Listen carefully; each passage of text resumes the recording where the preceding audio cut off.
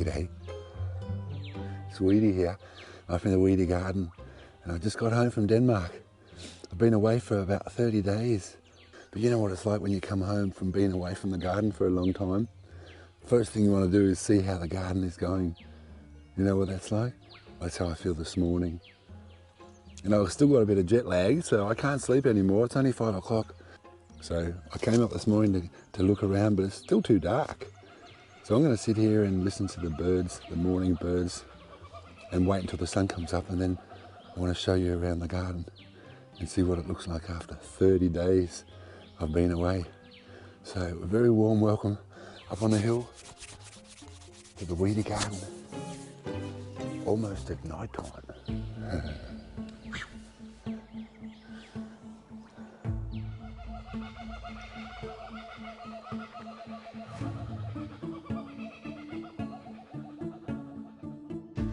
Nice fresh stuff.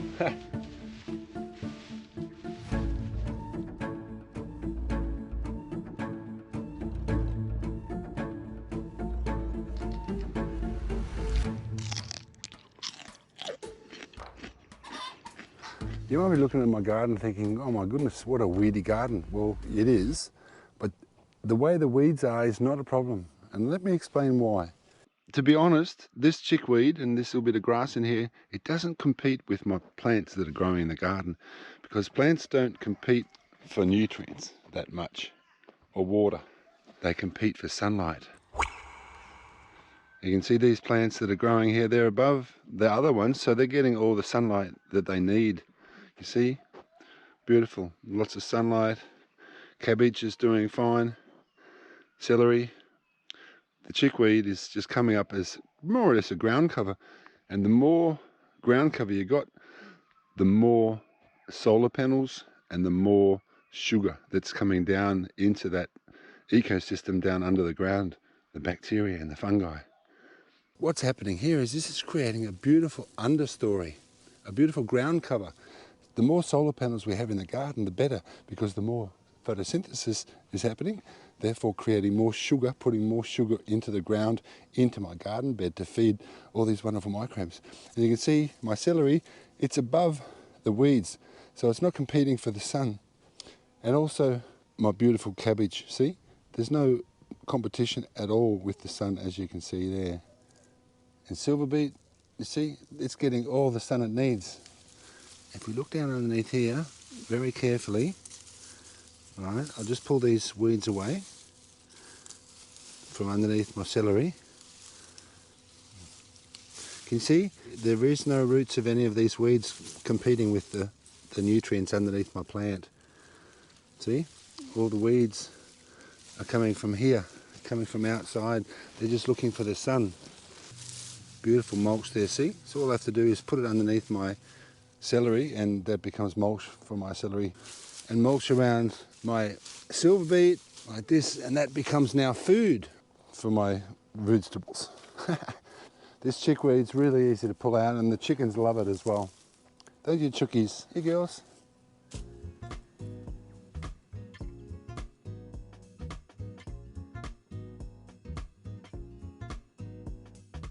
Okay, I'm gonna get some eggs. Now, I've told Heather not to collect eggs for the last 3 days.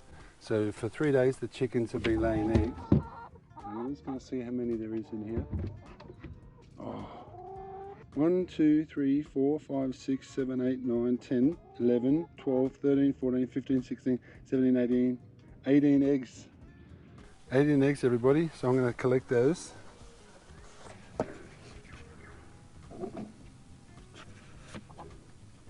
So imagine if I hadn't collected eggs for 30 days, there would have been 180 eggs in here. Oh, there's one more. One more buried in the hay there. Thank you, chookies. Thank you. Beautiful.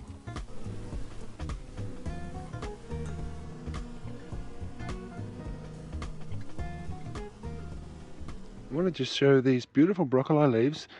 Mrs. Weedy's been harvesting the broccoli while I've been away, but look at that. Oh, the bull's in again. Hello, mate. You better get out again. Oh, oh. Hey, hey, hey. Come on. Don't you get? He wants to go. He wants to go straight to that grass. Sorry, buddy. I keep forgetting to shut the gate. He's looking at this grass here. He wants that. I want to just show these beautiful broccoli leaves. There's not one caterpillar mark on any of them. That's beautiful. Look at that. Beautiful. So dark green and beautiful and healthy. Heather has harvested all the broccoli. So I'm going to just put it in the compost.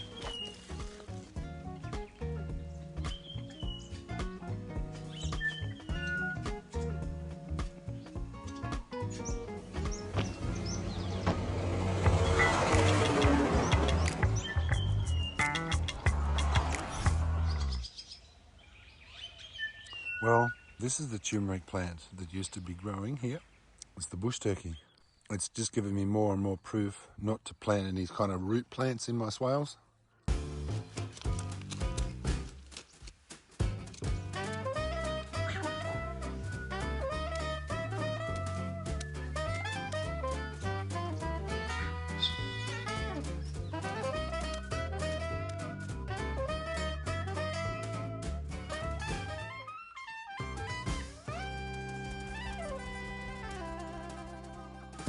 But I'm going to dig this bed up now and see how many potatoes actually survived in here.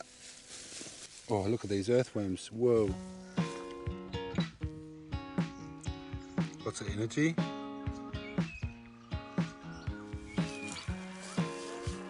One potato.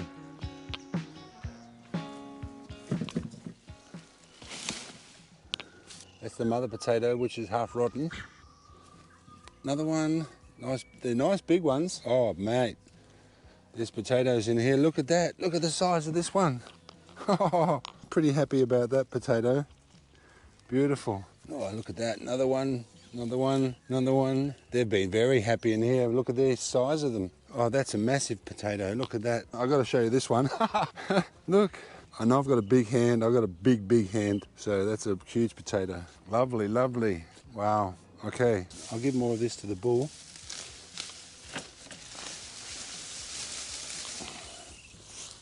Hey, mate.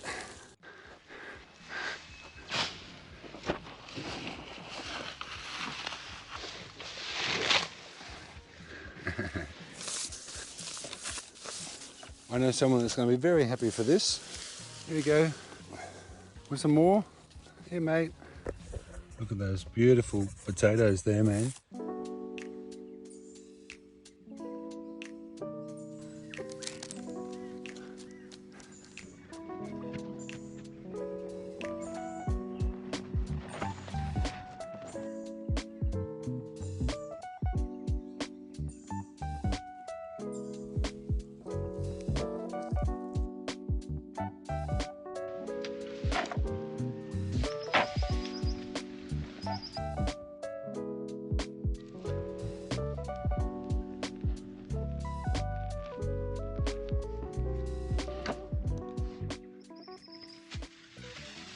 So you don't want to put a heavy layer of mulch on because it'll keep the water out.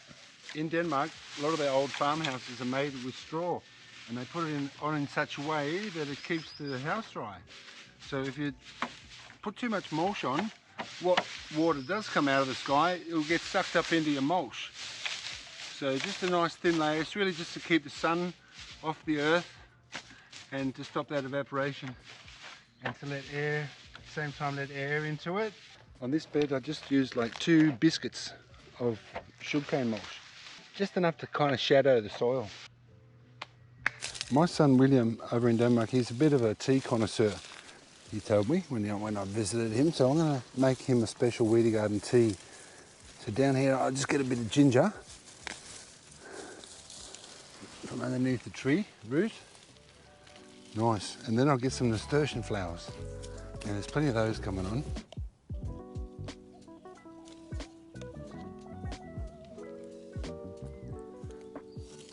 So I'm going to make him a nice Weedy garden special blend.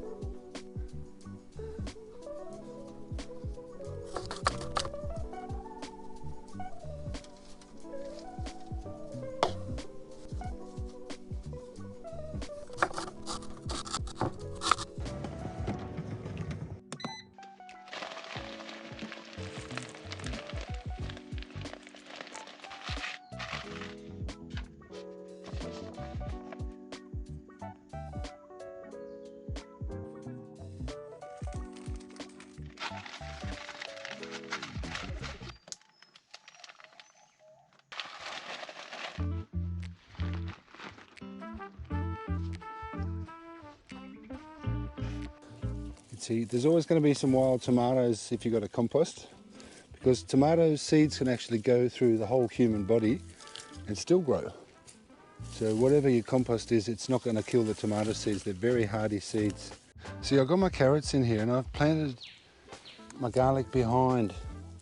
You see my carrots are coming up and kind of taking the light away from my garlic. But the carrots I'll be harvesting way before I harvest the garlic. So the garlic will get a bit more sunlight, but I'm just going to bend these carrots back out of the way a little bit so my garlic can get a bit more light. Look, lovely.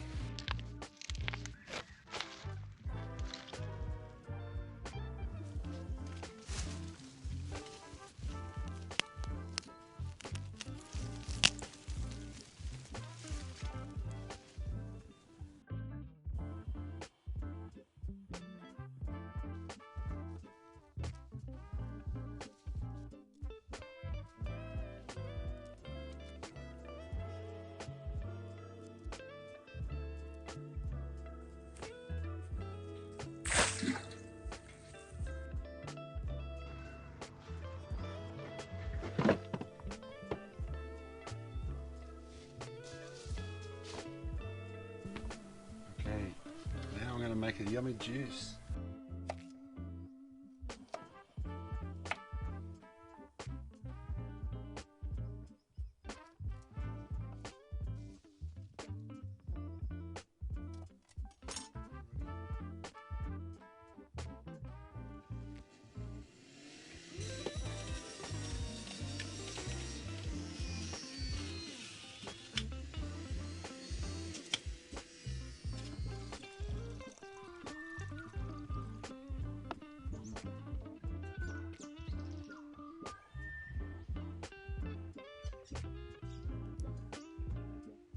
Okay, so that was a nice little morning. So what's the conclusion of this?